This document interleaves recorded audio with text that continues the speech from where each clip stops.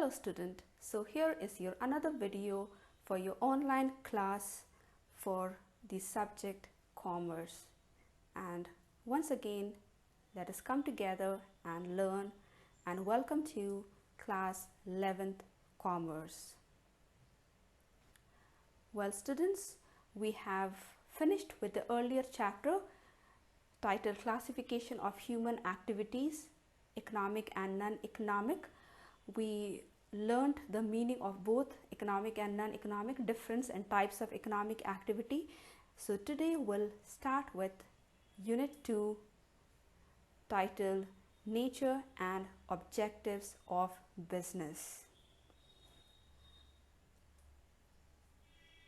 Definition and concept of business. First we have to understand what is actually how the business has been defined.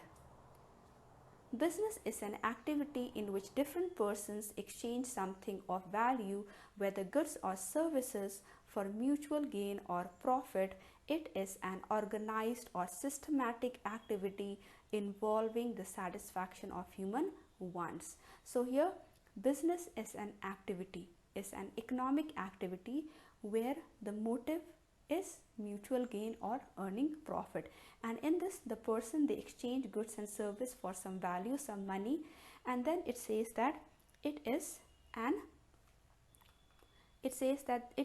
organized systematic activity involving in satisfaction of human wants. So the producers, depending on the needs and the wants of the human, they produce goods and services and exchange it for money, and the consumers or the human, to satisfy their wants, they purchase goods from the producers. So it is like a kind of systematic activity. The person who is making goods to be satisfied and the other person who is buying the goods to satisfy their wants or needs. Now let us see few definitions of business. L.H. Haney. Business may be defined as a human activity directed towards producing or acquiring wealth through buying and selling goods. So L.H. Haney, he defined business as human activity. We have learned in the previous chapter, human activity is all the activity both for earning money and for self satisfaction that you do for your out of your sentiments. So business is a part of that human activity which you do to gather wealth through buying and selling goods. James Stephenson defined economic activities performed for earning profits are termed as business. So here business is economic activity because the motive here is to earn profit. So any economic activity performed for the motive of earning profit can be termed as business according to James Stephenson. Now let us look into the characteristics of business. Now we have understood that in business you exchange goods and services for value, and that is kind of systematic activity, and it is an economic activity because you do it in order to gather wealth or earn money or profit. The first one is creation of utilities. Business makes goods more useful to satisfy human wants. It adds time, place, form and possession utilities to various types of goods. Okay, so if you have watched my previous videos, I've explained there that the business, they create utility. They create utility where the goods are made useful. Now what is the meaning of utility? The meaning of utility is something which has got want satisfying power.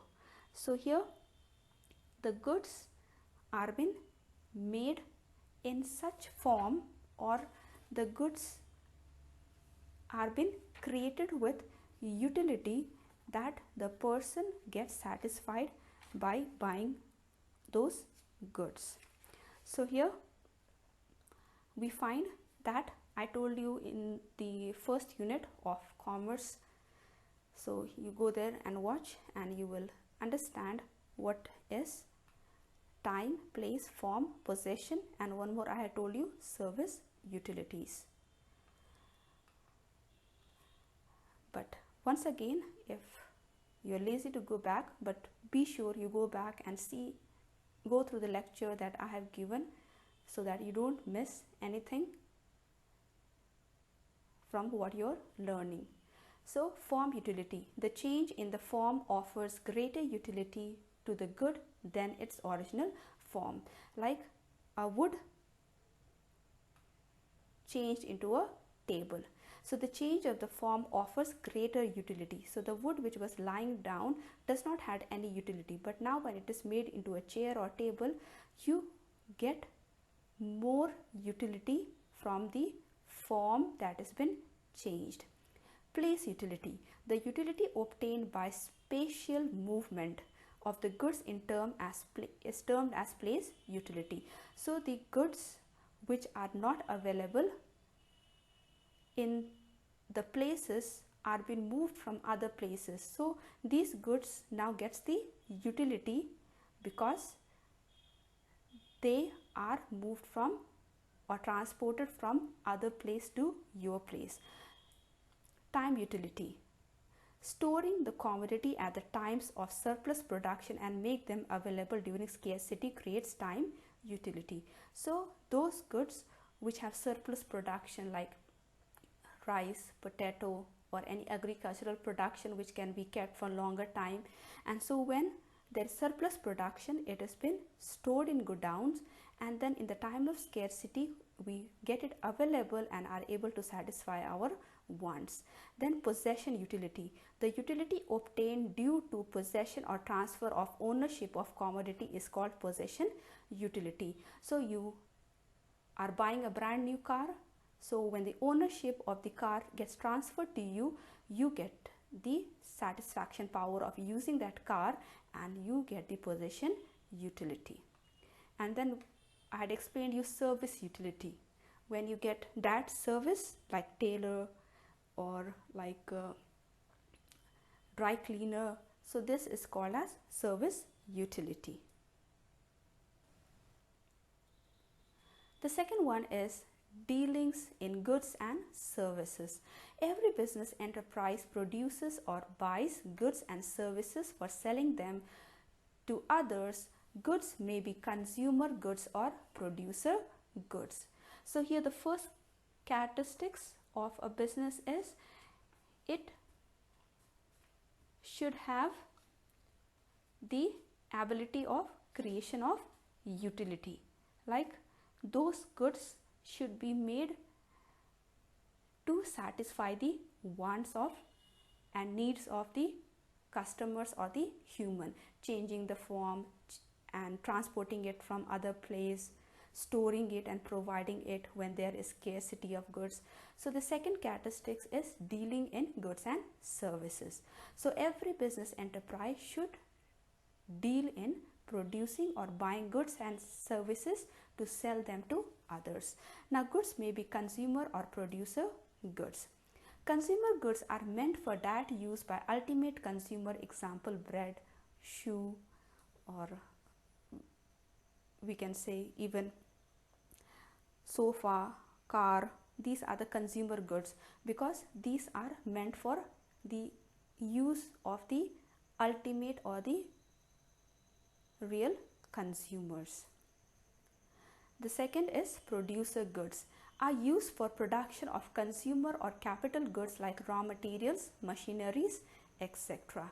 So the producer goods are those goods which helps in production of consumer goods like bread, shoe, or the capital goods like raw material, machinery. So producer goods helps in production. They are also called as the capital goods which helps in production of the consumer goods. Services like transport, warehousing, banking, etc. may be considered as intangible or invisible goods. So even not the goods that you see and you can touch and feel and buy and purchase, but services like transportation, banking are also dealings in the services, and these are called as intangible, the goods which does not have any physical existence, or invisible goods. Now here let us see capital goods and consumer goods and services. Capital goods, goods that are used to make consumer goods. Now consumer goods are which is directly consumed by the ultimate consumers. Capital inputs include fixed plant, machinery, hardware, software, new factories and other building. Consumer goods and service, goods and services which satisfy our needs and wants directly. Now consumer goods are divided into subdivision. The consumer goods are divided into subdivision: durable consumer goods. Now durable consumer goods are the products that provide a steady flow of satisfaction, utility over their working life. So durable, which remains with you for a longer time, like washing machine, smartphone, television, sofa set.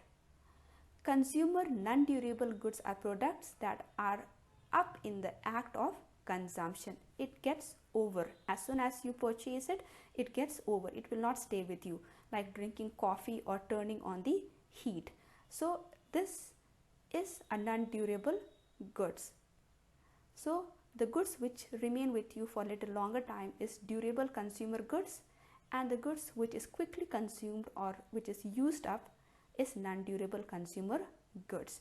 Then we have consumer service, haircut or ticket to a show. So it comes under the consumer goods because it has been immediately consumed by the ultimate consumers.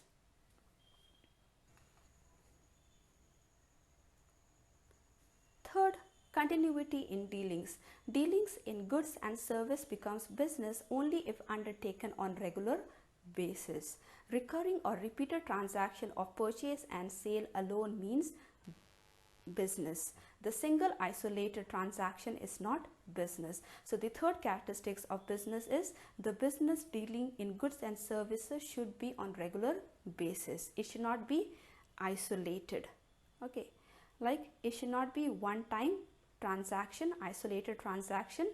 Like for example, if a person has got old car or old scooty and wants to sell it and gets money in exchange, this is a single isolated transaction. So this will not be called as a characteristics of business. It should be recurring or repeated transaction. So a person having a car dealership who is buying and selling the cars, the second hand car, buys and repairs it, modifies it and sells it in a repeated manner, it becomes the business because this is repeated transaction. But if you sell your old car one time, this is not called as a business transaction. So there should be continuity in dealing in the business. Fourth characteristics, sale, transfer or exchange. All business activities involve transfer or exchange of goods and services for some consideration called price. This is usually expressed in terms of money. Business delivers goods and services to those who need them and are able and willing to pay them. So the fourth characteristics of business is all the business activities involves exchange of goods and service, not only the exchange goods and services, but the exchange it for a price, which is termed, expressed in terms of money. So the business delivers goods to them who are able and willing to pay them money. Here exchange of goods doesn't mean that the business will give goods to anybody. No, only to the person who is able and willing to pay them will get the exchange of goods and services for price. The fifth characteristics is profit motive. The primary aim of business is to earn profits. Profits are essential for survival as well as growth of business. Now, this is the another characteristics of business. When you're doing business, your motive or aim should be to earn profit. not to earn profit to enjoy life, but profits are very essential for the growth of business and to let the business survive in the market world. Sixth element of risk. Profit is the reward for assuming risk. Risk implies the uncertainty of profit or probability of loss. Business enterprises function in uncertain and uncontrollable environment. So here, when you get the profit, we say that this is for the risk that you have taken. So risk is something we don't know what is going to happen to the business. We don't know about how much profit we're going to get, or what is the chances, probability of getting loss in the business, because the business enterprise, they function in a very uncertain and uncontrollable environment. We cannot control the business environment. There can be ups and downs in the business. Maybe you have produced a good on demand of the customers, but now customers, they have changed their taste, liking, fashion, or maybe there is a competition in the market where your goods made by other company, or the goods that you have made, similar goods are made by the other company, and they are offering these goods to the customers at a low price, or with some offer, or there can be some risk like flood, earthquake. So these risks cannot be eliminated.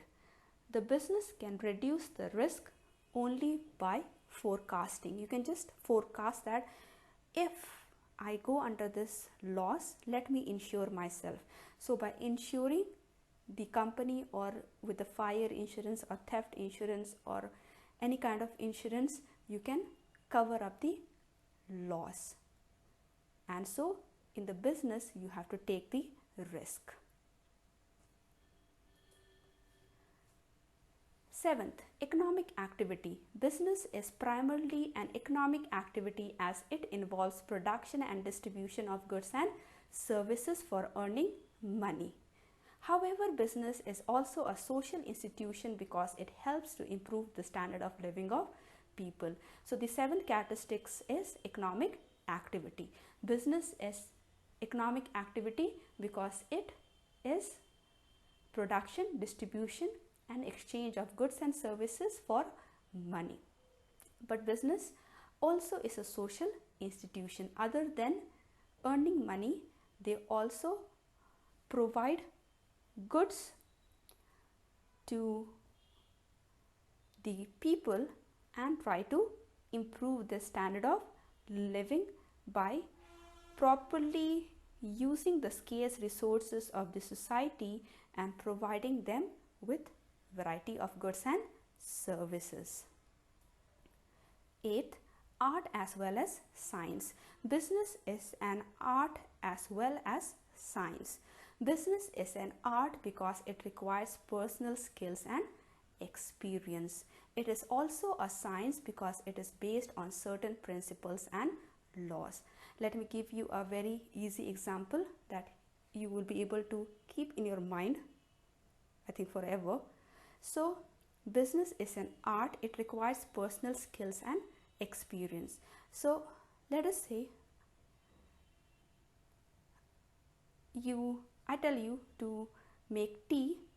So according to your skills and experience of how to make tea, how much of water, how much of sugar and tea leaves, how much of milk to put in it. So this is your art of making tea, your personal skills and experience. But without the fire or heat or flame, you cannot make the tea.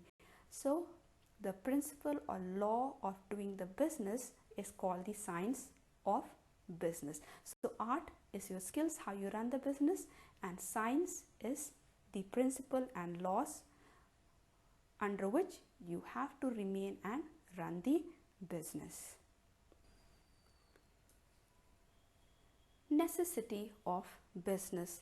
Now, after going through the characteristics of business, you must have learned that business should create utility, it should deal with goods and services, should be continued, and should be able to have the risk-taking power, and should be an economic activity. Now let us look into the necessity of business.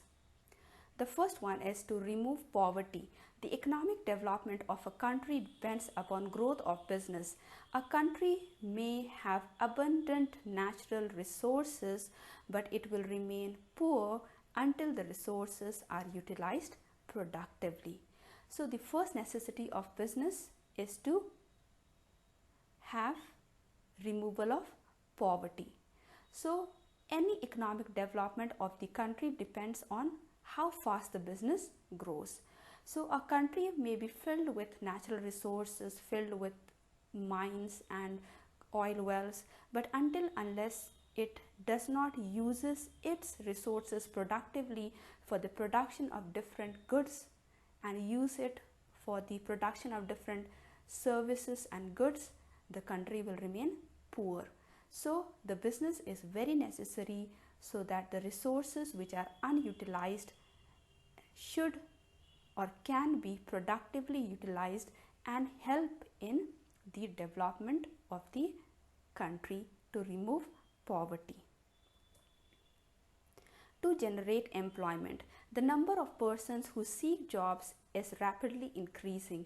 In a country like India, agricultural sector is overburdened and unemployment has become a serious problem. Business offers employment to millions of people. So when there is a business or the existence of the business in a country, like you have business and now you are not unemployed. So there are a number of persons who are unemployed in our country and it is rapidly increasing.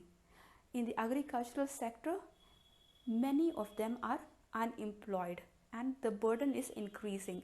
Like some of them are seasonal unemployed, like 3 months a week, 3 months a year they do the cultivation work and other part of the year they remain unemployed.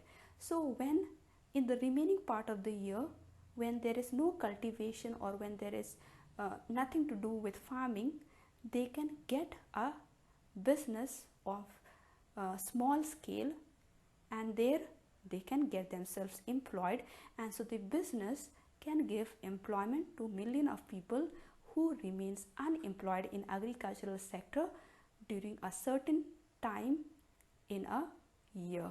Like some of them are engaged in seasonal cultivation, so maybe continuous for 3 months in a year they are engaged in farm and doing all the plowing and putting the paddy. But after the 3 months get over or after 4 months get over, other part of the year they do not have any work.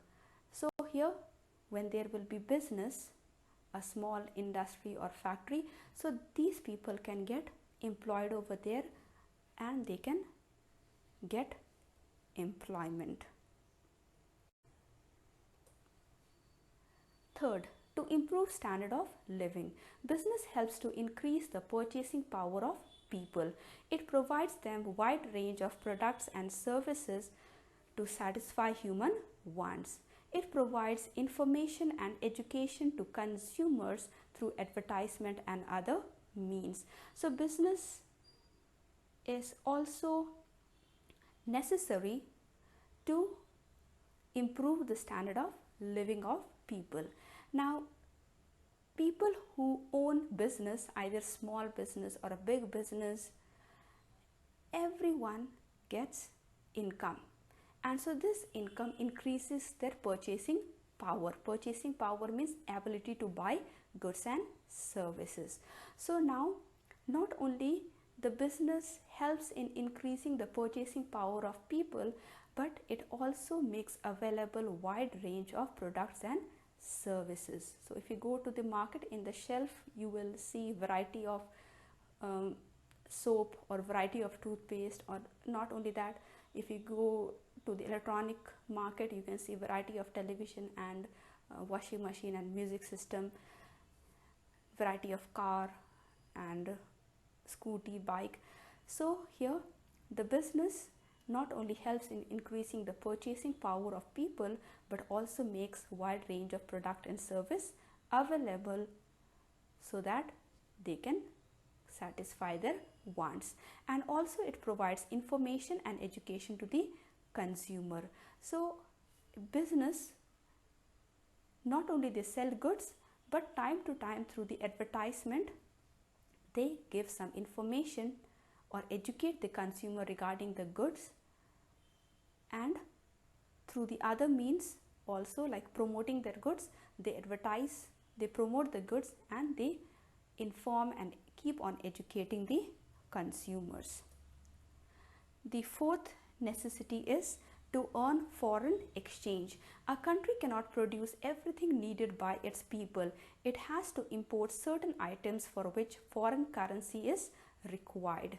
Business helps to earn foreign exchange through exports. It also helps to reduce pressure on countries' balance of payments and enables us nation to achieve national economic independence. So here the fourth necessity is to earn foreign exchange. We know that every country cannot produce everything, so they have to import, they have to buy from other country. And so when you have to buy from other country, rupees will not work. You have to pay in terms of the foreign currency, in terms of dollar. So the business can earn foreign currency only when they export goods. So when the business firms, they produce goods, and when they sell, they will get dollars or foreign exchange, and with the help of this foreign currency we can import those goods what is not in our country, and we can get it available.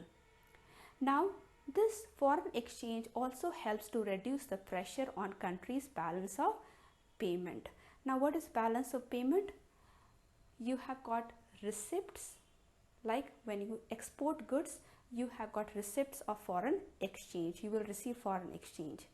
And when you have imported goods from outside, then you will have to pay foreign exchange.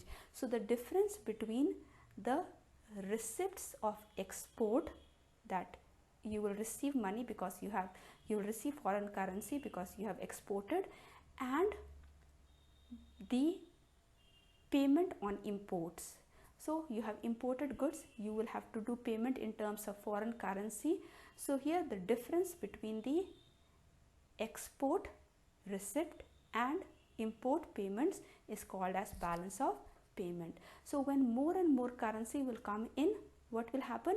This difference between payment and receipt will reduce. Now you will have more of receipts and less of payment, and it enables a nation to achieve economic independence. Now when a country will not have the burden of having debt of foreign currency, they will be able to get away from the burden, and they will achieve an economic independence.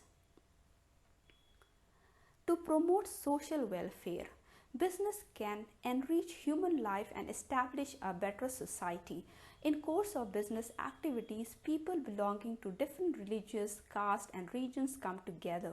Business enterprise assists the community in public health, education and other programs such as art, culture and peace in society. So the business, it enriches, it makes a very we can say it makes a very beautiful human life, where it creates a better society. Now when people will communicate with each other, when people will meet each other, they will come to know each other, they will learn how to behave with each other. So in business, different religious, caste, region, they come together, and not only this, the business enterprise also, they give donation or they assist in the public health, education and other programs like cultural, art and peace in society. So here we just went through the necessities of the business. The business is necessary to remove poverty, to give employment, to improve the standard of living, to help earn foreign currency so that we can become economic independent, and to promote social welfare.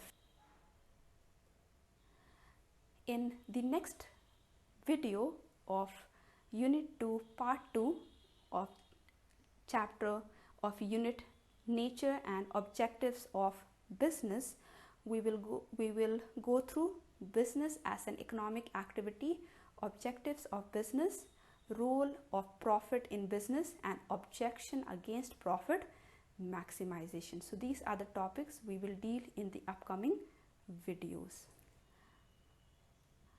I hope you are able to understand, and if not, you can ask me anytime. So thank you for watching.